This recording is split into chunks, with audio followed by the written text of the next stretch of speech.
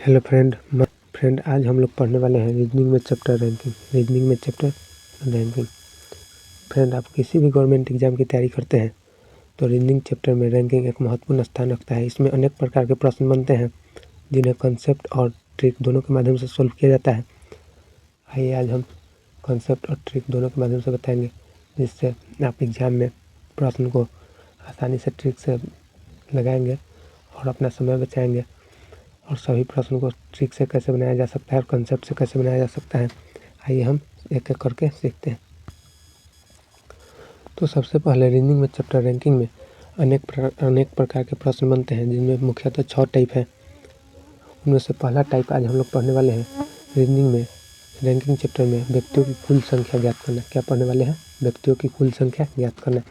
इसमें व्यक्ति की दोनों तरफ से स्थिति दिया रहता है, इसमें कुल संख्या ज्ञात किया जाता है। आइए प्रश्न देखेंगे तो आपको पता चलेगा कि इसमें प्रश्न कैसा रहता है, उसे कैसे बनाया जाता है। तो प्रश्न 1 हम लोग टाइप 1 पढ़ने जा रहे हैं कि व्यक्तियों की कुल संख्या कैसे निकाला जाता है। टाइप 1 है यही, व्यक्तियों की कुल संख्या कैसे निकाला जाता है। तो आइए टाइप 1 के प्रश्न को देखते हैं। टाइप 1 के प्रश्न में कह रहे हैं, देखिए इसमें सबसे पहले समझिए दोस्त कि पंक्ति 3 प्रकार से रैंकिंग में देगा। या तो वह सीधा। आइए लोग एक कलर चेंज कर लेते हैं, 1 मिनट। जैसे रैंकिंग में 3 प्रकार के प्रश्न 3 टाइप से कतार बनता है। जैसे एक होता है कि सीधा कतार बनता है, उसमें दाएं बाएं दिया रहता है, एक ऊपर नीचे बनता है और एक आगे पीछे बनता है। ठीक है, तो इस कतार में पंक्ति में जो हमारा बाएं हाथ है वो पंक्ति का भी क्या होगा? बाएं होगा। जो हमारा बाएं होगा वो पंक्ति का भी बाएं होगा। जो हमारा दाएं है वो पंक्ति का भी दाएं होगा।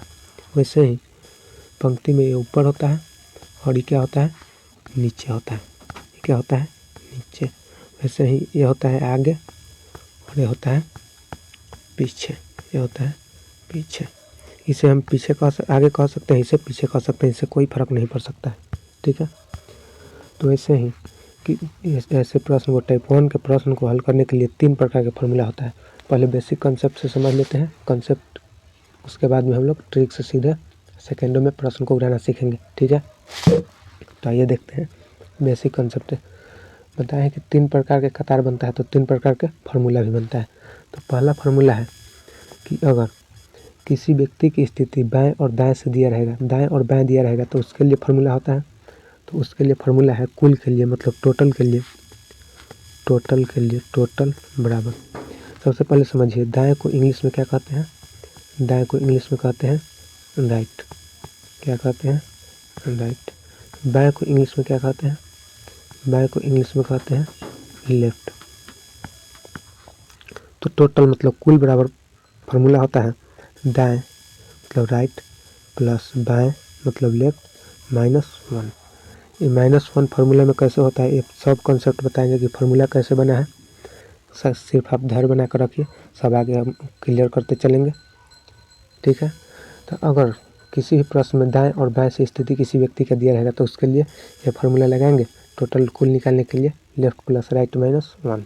ठीक है, फिर फार्मूला नंबर 2, दूसरा फार्मूला होता है कि अगर किसी पंक्ति में व्यक्ति का ऊपर और नीचे से स्थान दिया रहेगा, जिसे ऊपर से हो गया ऊपर से और नीचे से स्थान दिया रहेगा, नीचे से। ऊपर को इंग्लिश में कहते हैं टॉप, नीचे को कहते हैं बॉटम। तो अगर किसी पंक्ति में किसी व्यक्ति का स्थान ऊपर से और नीचे से दिया रहेगा तो कुल कैसे निकालेंगे? तो समझिए, इसके लिए फार्मूला होता है टोटल बराबर टॉप मतलब ऊपर, टॉप प्लस बॉटम मतलब नीचे -1। तो दूसरा फार्मूला हो गया टॉप प्लस बॉटम -1। वैसे ही तीसरा फार्मूला होता है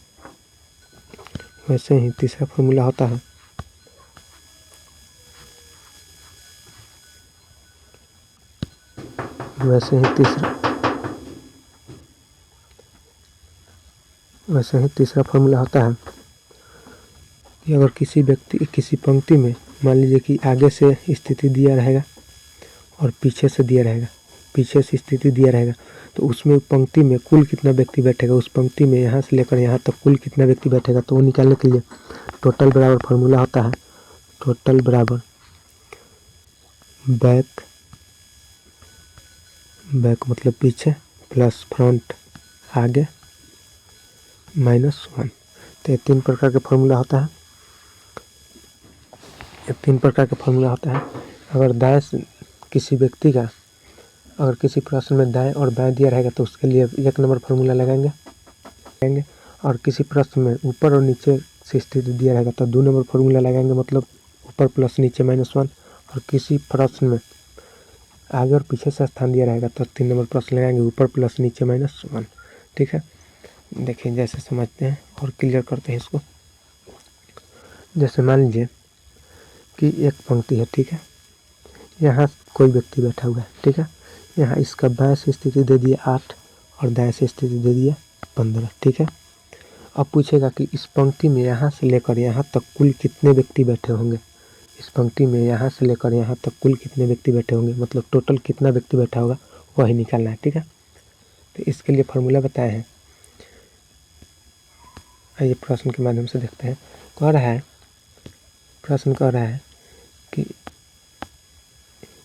छात्रों की एक पंक्ति में रोहन बाएं से 7वें स्थान पर, बाएं से कितने स्थान पर है, 7वें स्थान पर।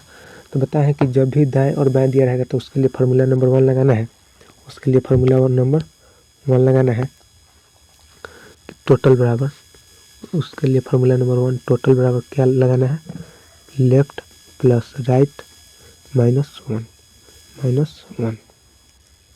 क्या लगाना है, लेफ्ट प्लस राइट -1। टोटल बराबर लेफ्ट प्लस राइट -1। तो कह रहा है, प्रश्न कह रहा है कि छात्रों की एक पंक्ति में रोहन बाएं से 7वें स्थान पर, बाएं से कितने स्थान पर है, लेफ्ट से 7वें स्थान पर है। तो लेफ्ट से 7वां हो गया, प्लस है तो प्लस। फिर कह रहा है कि और दाएं से 20वें स्थान पर, दाएं से कितने स्थान पर है, दाएं मतलब राइट, राइट से कितने स्थान पर 20, -1 है फॉर्मूला में तो -1। तो कितना हो गया, 20 7 27 -1 26, क्योंकि ये बोर्ड मास के जैसा बनेगा, क्योंकि इसमें प्लस और माइनस दोनों है। तो बोर्ड मास में क्या होता है, पहले प्लस का काम होता है फिर माइनस का। तो आंसर हो गया 26, जो ऑप्शन नंबर ए में है, ऑप्शन नंबर ए में। अब देखिए समझते हैं हम लोग कि यह फार्मूला कैसे बना, लेफ्ट प्लस राइट -1, और फार्मूला के पीछे का कॉन्सेप्ट को समझते हैं। फिर हम लोग अगले प्रश्न को कॉन्सेप्ट और ट्रिक दोनों के माध्यम से समझेंगे। तो आइए समझते हैं कि फार्मूला यह कैसे बना, लेफ्ट प्लस राइट -1 क्यों हो रहा है। तो आइए देखते हैं। जैसे हम पहले ही आपको बता चुके हैं कि अगर किसी व्यक्ति का ऊपर और नीचे से स्थान दिया रहेगा तो उसके लिए क्या फार्मूला, लेफ्ट और राइट मतलब बाएं और दाएं से स्थान दिया रहेगा तो उसके लिए फार्मूला 1 लगाना है, लेफ्ट प्लस राइट -1। वैसे ही और किसी व्यक्ति का स्थान ऊपर और नीचे से दिया रहेगा और कुल पूछेगा तो उसके लिए फार्मूला क्या लगाना है, टॉप प्लस बॉटम -1। यही आपको हम बताए हैं कि अगर किसी व्यक्ति का आगे और पीछे से स्थान दिया रहेगा और कुल पूछेगा तो क्या करना है, आगे प्लस पीछे मतलब बैक प्लस फ्रंट -1 लगाना है। तो फार्मूला तीनों हम आपको पिछले वीडियो में बता चुके हैं, पिछले स्लाइड में बता चुके हैं। तो आइए आगे देखते हैं कि फार्मूला आखिर बना तो बना कैसे, फार्मूला के पीछे कॉन्सेप्ट को समझते हैं। देखिए जैसे मान लीजिए कि इस व्यक्ति का स्थान बाएं से दिया गया है, बाएं से कितना है 1 2 3 4 5, बाएं से इसका स्थान कितना है, बाएं से कितने नंबर पर है, 4 नंबर पर, 1 2 3 4 5वें नंबर पर, बाएं से 5वें नंबर से। और दाएं से कितने नंबर पर है, 1 2 3 4, दाएं से कितने नंबर पर है, दाएं से 4थे नंबर पर। अब देखिए अब हम आपको क्या बताएं, राइट से हो गया उसका पोजीशन नहीं हो गया, लेफ्ट से बताएं कि कुल निकालने के लिए, टोटल निकालने के लिए क्या फार्मूला होता है, लेफ्ट प्लस राइट -1। अब देखिए यहाँ लेफ्ट इसका कितना है 4, लेफ्ट कितना है, लेफ्ट है 4, लेफ्ट है 4 प्लस राइट कितना है, राइट है 5, -1 है तो -1 कितना हो गया, देखिए -1 क्यों होगा, अगर -1 हम फार्मूला में नहीं करते, देखिए यहाँ समझिए, देखिए आइए समझते हैं पीछे फार्मूला के पीछे कॉन्सेप्ट को भी फार्मूला बना है तो कैसे बना है। जैसे देखिए मान लीजिए कि ये व्यक्ति का, इस व्यक्ति का इधर बाएं है, बताएं कि पंक्ति में क्या है, जो हमारा बाएं है वो पंक्ति का बाएं है और जो हमारा दाएं है वो पंक्ति का दाएं है। ठीक है, तो ये पंक्ति का, इस पंक्ति में इधर से बाएं से इसका स्थान कितना है, बाएं से इसका स्थान है कितना है 1 2 3 4 5। बाएं से इसका स्थान कितना है, लेफ्ट से 5, लेफ्ट से 5। और राइट से देखिए 1 2 3 4। राइट से कितना इसका स्थान है, राइट से इसका स्थान है 4। अब देखिए अगर हम कुल निकालेंगे, कुल निकालने के लिए क्या करेंगे, उसका दोनों स्थान को जोड़ लेंगे, 5 + 4 तो कितना होगा कुल 9। लेकिन देखिए रियल में अगर हम इसको काउंट करेंगे तो पंक्ति में कितना व्यक्ति आता है, देखिए आपके सामने काउंट कर रहे हैं 1 2 3 4 5 6 7 8। रियल में कितने व्यक्ति हैं पंक्ति में 8। लेकिन ये फार्मूला अगर टोटल ऐसे हम निकाल रहे हैं, दोनों स्थिति इसका जोड़ रहे हैं तो कितना आ रहा है 9।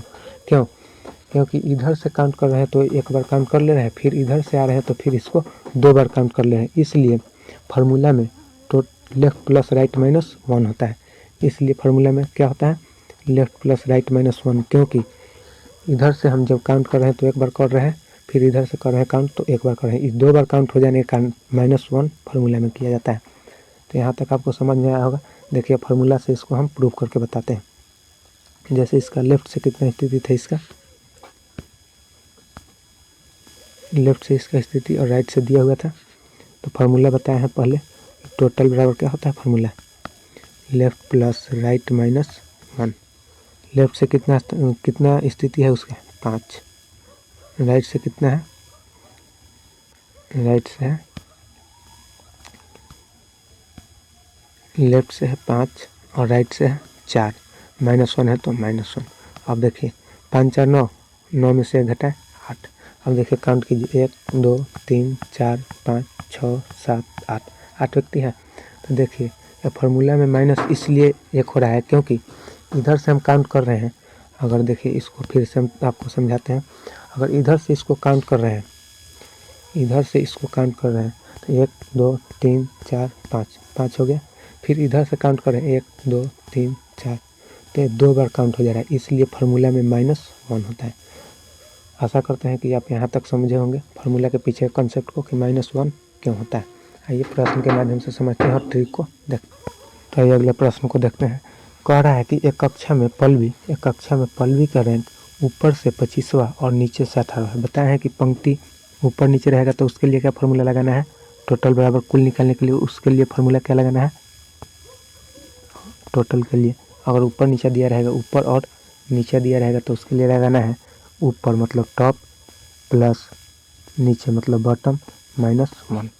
तो टॉप ऊपर से उसका स्थान कितना है 25, तो टॉप कितना हो जाएगा 25 माइनस बॉटम नीचे से उसका स्थान कितना है 18, 18 हो गया। -1 है फार्मूला में तो -1, तो कितना हो जाएगा, प्लस है फार्मूला में यहाँ प्लस।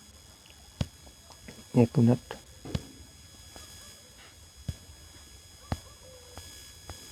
प्लस हो गया। तो ये कितना हो जाएगा 8 5 13 और 3 1 4 43, -1 है फार्मूला में तो -1, तो हो जाएगा इसका आंसर 42। इसका आंसर हो जाएगा 42, जो ऑप्शन नंबर बी में।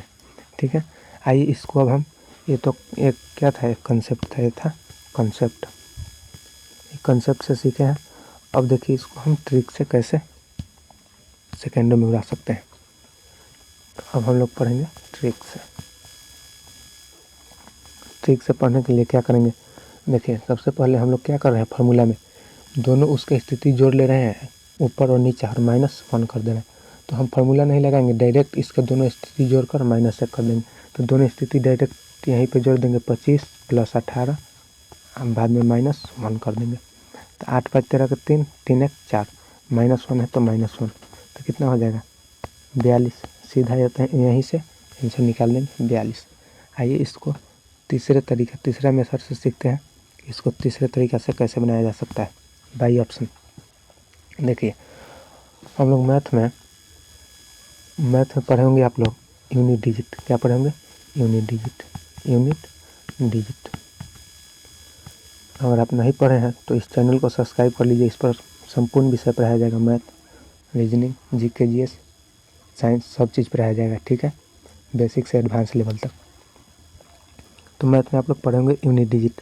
उसमें क्या होता है, जैसे मान लीजिए कि 8, 4, 3, 2 ये संख्या है, तो जो उसका इकाई अंक होता है उसी को क्या कहते हैं, यूनिट डिजिट, उसी को कहते हैं यूनिट डिजिट।